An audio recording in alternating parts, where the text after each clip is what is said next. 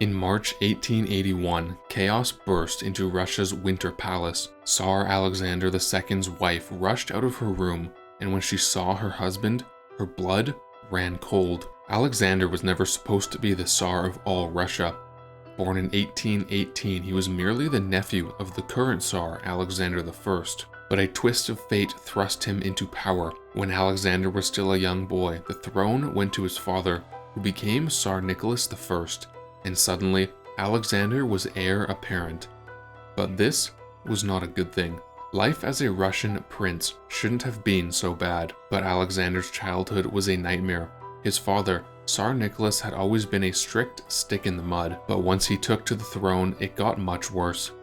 For years, the emperor kept an iron grip on his son as well as his country. It was no coincidence then that Alexander rebelled in a big way. As he grew up, he became the total opposite of his father, a liberal and a libertine. By the time he turned 21, Alexander's parents were desperate to get him to settle down, and they had just the idea. In 1839, Alexander embarked on a journey that would change his life. At the time, young men often went on a grand tour of Europe, and his parents arranged for him to do the same. Except it came with a twist. The Tsar and Tsarina expected their heir to meet his future wife on the trip, and even had a whole list of ladies and stops picked out for him. In classic Alexander style, he completely upended their expectations. During one stop, Alexander met the young Queen Victoria, who was unmarried at the time and just a year younger than him. However, Victoria was explicitly not part of his bride list.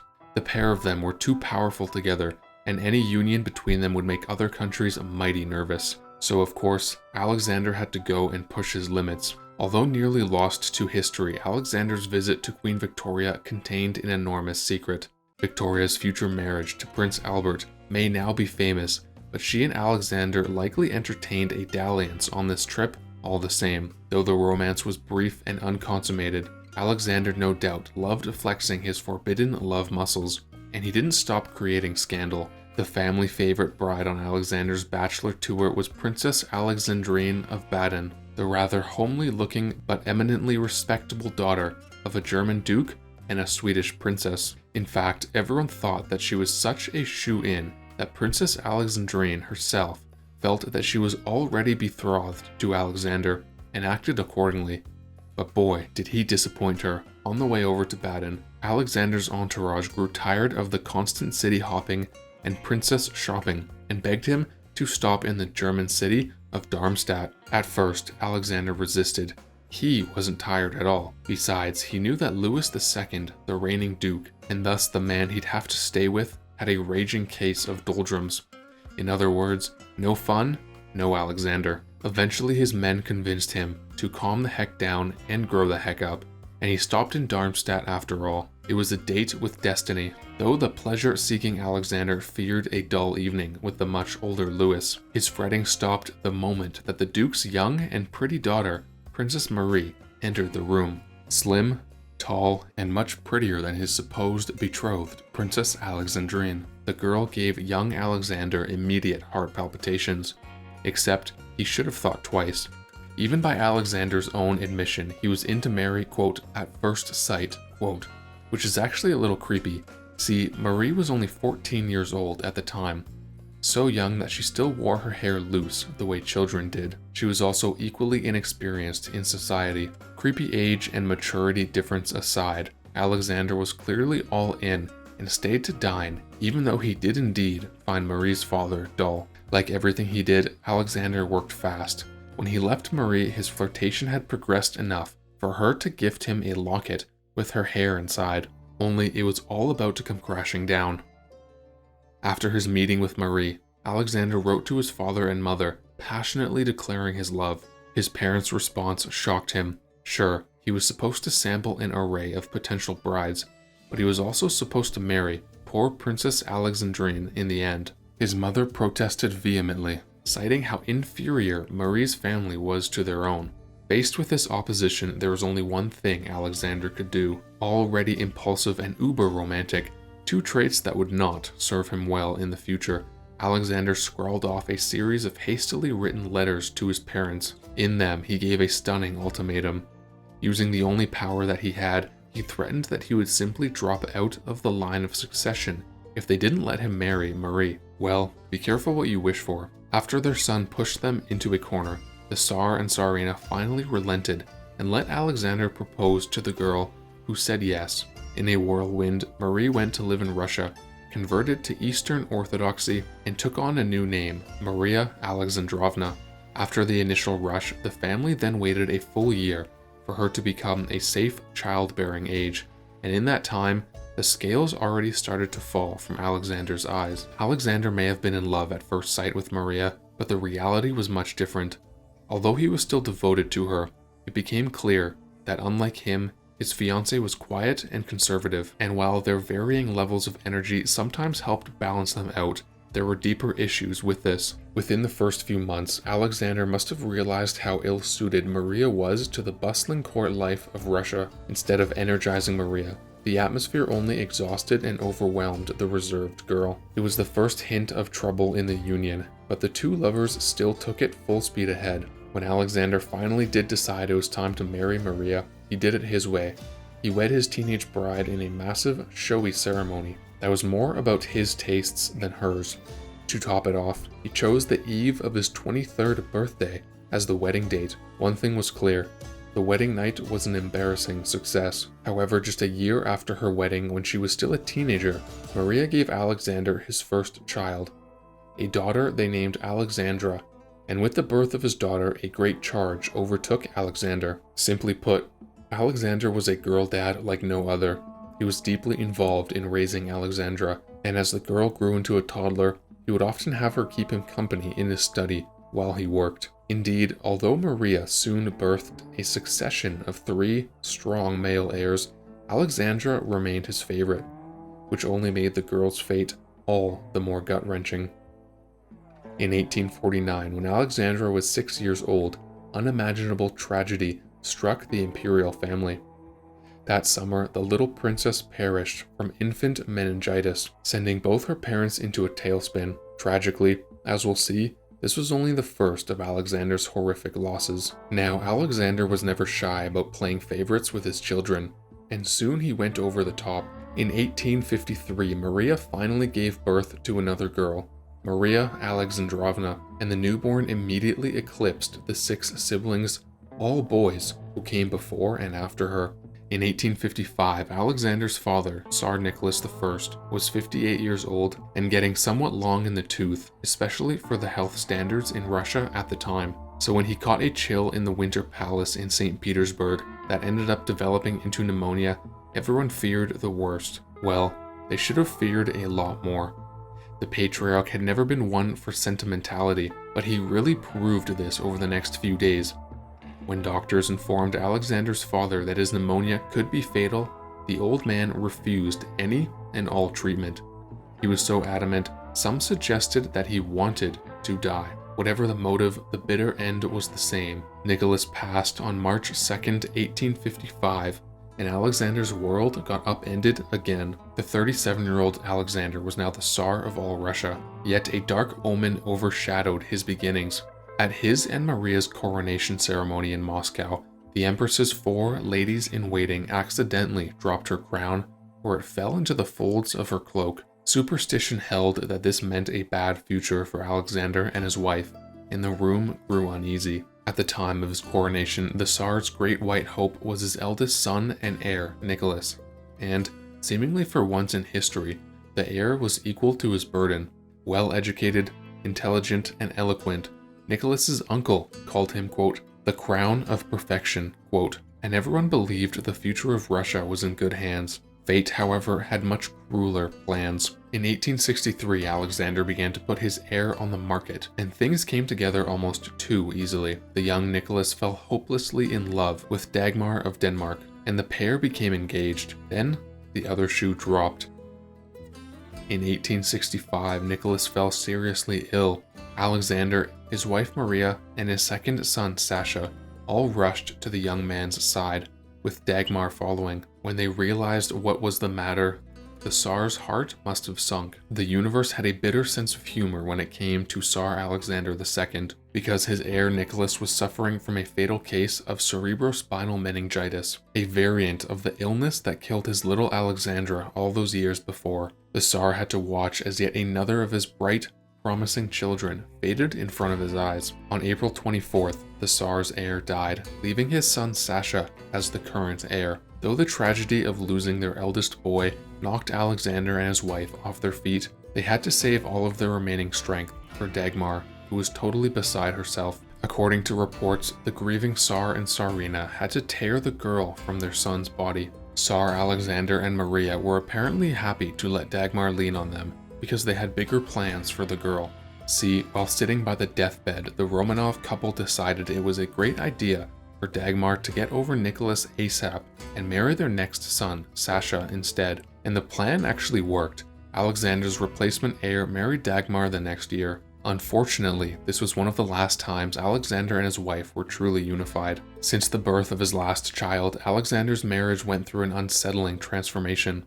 Empress Maria, never a strong constitution and never in love with the exuberances of the Russian court, grew more sickly and more reserved as the years went on. Eventually, the Tsar and Tsarina were miles apart in taste and temperament, and it began to show. To cope with the passing of his children and the chill of his marriage, Alexander dove further into balls and parties, and he would regularly transport hundreds of palm trees into the Winter Palace for eye-popping evenings. After all, what better way to forget your problems than basking in a tropic oasis? And of course, his retiring wife was almost never in attendance. It was all bound to reach a breaking point, but no one could have predicted just how bad it would get. Throughout his married life, Alexander had always taken casual mistresses whenever it suited him. Although Empress Maria seemed dutifully silent on the matter of her husband's infidelities, there was a reason for this. The royal couple was concealing a darker truth in their own bedroom. Maria had grown so ill, her doctors eventually advised her to stop sleeping with the Tsar entirely. By the 1860s, with Empress Maria completely out of the bed, Alexander took his philandering to a disturbing pitch. In 1864, the middle-aged Tsar began meeting with a 16-year-old schoolgirl, Catherine, who he had known since she was 11. At first, he just visited her school to walk and talk, but that was only at first. As the months went on, Alexander became more infatuated with Catherine. The attractive girl had liberal opinions that matched his own, as well as a good way of expressing them. It was a combination he couldn't resist. Alexander's crush did not go unnoticed. Catherine's mother advised her to seal the deal with the Tsar as soon as possible. Instead, something much more dangerous happened. For all her 16 years, Catherine was no fool. She sensed that giving into Alexander's constant need for stimulation would only make her the latest mistress in a long line of them, which was not what she had planned for herself. Instead, Catherine calmed herself down, became Alexander's closest confidant, and waited for her moment. Unfortunately, that moment came with a high price. You see, after taking the throne, Alexander had abolished Russia's serfdom system, which made it so peasants were no longer bound to the land that they worked on. And while this was seemingly a no-brainer, it was a move that made him enemies in both conservative and revolutionary circles. This had dire results. On April 4th, 1866, the Tsar was out walking when the radical agent Dmitry Karkazov tried to shoot him. Although it failed, the attempt thoroughly shocked Alexander, and he knew just who he wanted to comfort him. In the wake of the attempt on his life, Alexander didn't run to his wife's cold arms. Instead, he went right to little Catherine. Catherine was dealing with the passing of her own mother at the time as well, and the pair cried on each other's shoulders for weeks, growing closer than ever. Until July of 1866, when Catherine made her move, she finally allowed the Tsar to seduce her into his bed. The consequences were incalculable. After years of longing for and learning to understand Catherine, Alexander was now more in love with her than he had ever been with anyone, Empress Maria included. So, in the throes of passion, he made one treacherous promise. Alexander and Catherine kept very detailed notes about their relationship, which is how historians know exactly what they did the night they consummated their love. According to Catherine's records, Alexander looked her in the eye after the deed and told her, quote, "Now you are my secret wife. I swear that if I am ever free, I will marry you." Well, it was no surprise when Catherine found herself pregnant in 1872. She gave birth to a son they named George, who was quickly followed up by a daughter, Olga, the next year. Yes, Alexander's midlife crisis was to get an entire secret second family. Alexander's children always were his weak spot, and his mistress Catherine knew just how to turn this to her advantage. In 1876, Catherine was pregnant again, and she made a daring request. Sick of living in the shadows, she insisted that she have the newest child in the Winter Palace, where the rest of Alexander's real family lived. She got what she wanted. Although the babe, a boy named Boris, died in infancy, he was nonetheless born in the emperor's rooms. Catherine was moving ever closer to the center of Alexander's life, and everyone was about to get one rude awakening. After giving Alexander another daughter in 1878 and helping him through a further 2 assassination attempts, Catherine completed her domination of the Tsar's heart. In fact, in early 1880, Alexander was so far gone that he decided Catherine was going to come live in the Winter Palace permanently. But this all came with a sinister price. You see, when Alexander decided to install Catherine in his wife's house, Empress Maria was dying. That's right, Maria's constant ill health was culminating in a vicious bout of tuberculosis. Within days, the backlash hit. Empress Maria might have been a bit of a downer, but she was still a fixture at court, and gossip circles worked overtime to tear down Catherine in support of their empress. Unfortunately, it was far too late. Knowing the end was near, Alexander's wife performed a selfless act. Not wanting to sow discord in the family when she was gone, Maria requested to meet Alexander's illegitimate children for the first time. Alexander complied, and with both the Tsar and Tsarina sobbing their eyes out, he brought his eldest George and Olga to her deathbed one evening. But by June 3rd, 1880, Empress Maria had passed away. Immediately following Maria's passing, Catherine let her true colors show. Not that she'd been too shy in the past, she was boldly delighted that the Tsarina was no more. As Alexander put it, quote, "She doesn't hide her joy." Indeed, the instant Maria's body started growing cold, Catherine began to push the Tsar into a move he could never come back from. Barely a month after the Empress Maria passed, Alexander did a very stupid thing. He married Catherine. Though a secret ceremony, it nonetheless legitimized their children. Now, the Tsar had anticipated a few rumblings about the union, but he soon discovered just how big of a scandal it was. Quite literally no one in Alexander's support system was for the marriage. But this was just the beginning of his nightmare. As Alexander kept parading Catherine about as his wife, his family got more opportunities to turn their threats into action. At one ball, it came to an infamous head. That night, his daughter-in-law Dagmar refused to kiss the upstart Catherine, which was a huge snub for the time. Alexander was so embarrassed and upset, he later screamed at her, quote, "You have no heart," quote. In early March of 1881, Catherine woke up to an ice-cold prick of premonition. She was certain that today was the day Tsar Alexander was finally going to die, after all the assassination attempts that had come before. Accordingly, she begged him to skip his duties and stay home, safe within the palace walls. Alexander's reply was typical and very naughty. Instead of taking Catherine seriously, Alexander did what he always did. He got down and dirty with her to calm her fears. Apparently, they did the deed right there on the table in her rooms, and then he walked off to do his usual Sunday military roll call, leaving the only slightly less worried Catherine behind. In mere hours, she would tragically be proven right. While out performing his duties, Alexander's reality spun, then shattered. First, one radical threw a bomb at him, but it missed. Then another tried his hand. This second explosive, unlike the now 6 other attempts, finally hit its mark. Alexander knew it too. With the bomb landed right at his feet, he intoned, quote, "It is too early to thank God." Suddenly, the atmosphere tore apart with shrapnel and shouts. When the chaos calmed, the emperor was saying his last words. As aides rushed to the Tsar's side, they discovered, half with horror and half with hope, that he was still alive and shouting for help. By all rights, he shouldn't even have been breathing.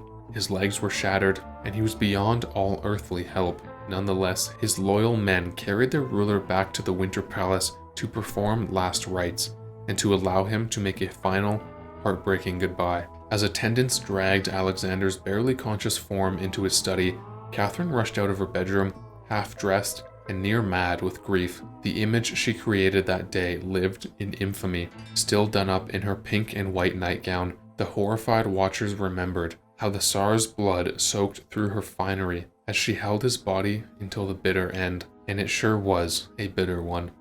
Thanks for watching History Expose. If you love uncovering the best stories in history, hit like and subscribe to keep exploring with us. Don't forget to visit our main page Factinate for more incredible facts about everything.